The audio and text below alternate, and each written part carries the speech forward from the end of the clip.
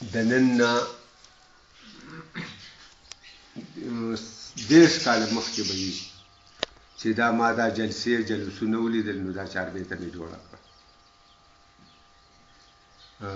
جیپونه را بهر شو، خانان په منډو سر شو، غریب سره ملګری یم ټول دغسې ګویان دي، اوټونه را روان دي. غریبو سره مل یم راوتې په توکل یم، سباله مې جلسه د ثوابۍ کې د ناموسه وباسو به جلوسه. لارې دي که موټرې ټرکونه او ټکټرې، ورځو به په نوښار په جهانګیر به راتاویږو، په درز به روانېږو. روان به یو پړقه د لاسو به وي پړقه، د خولې د ډومبکو به ټول عالم په ننداره وي، ګډا به ورسره وي.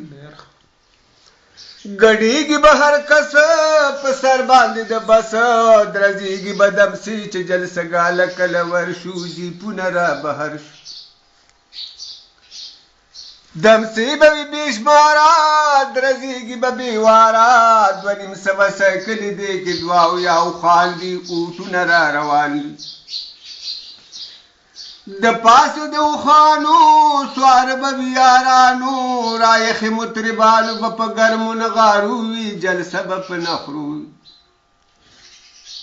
جلسه به وي حصاره، روټۍ به وي تیاره، میزونه او کرسۍ به یو تر بله روبرو شي، نو مجمع به راشورو شي.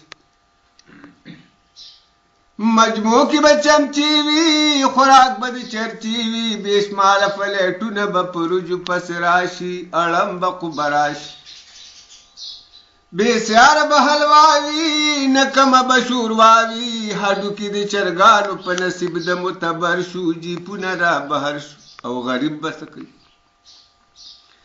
غریب به وهي تاړي، جلسې ته به ولاړي، یو غر به په بلولو د تقریر کول اسان دي، اوټونه را روان دي.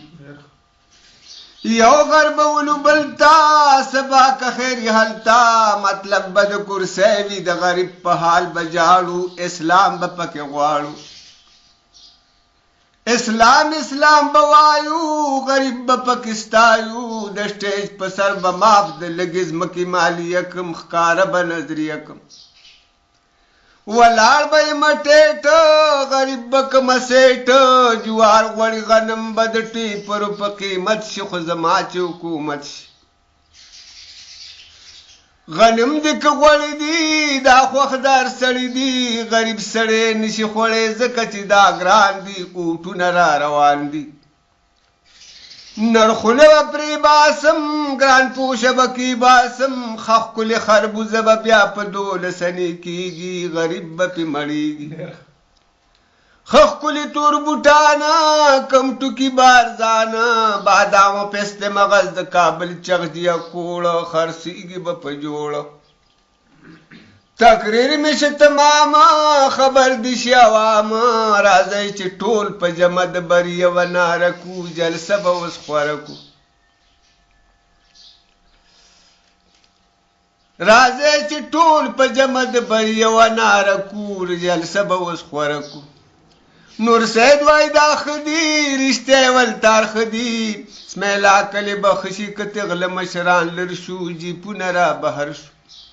اسماعیلا کې چې ممبر شي، موضوع باندې سر شي، په غوښه رضا کېږي، ښه پې پوه قصابان دي، اوټونه را روان دي.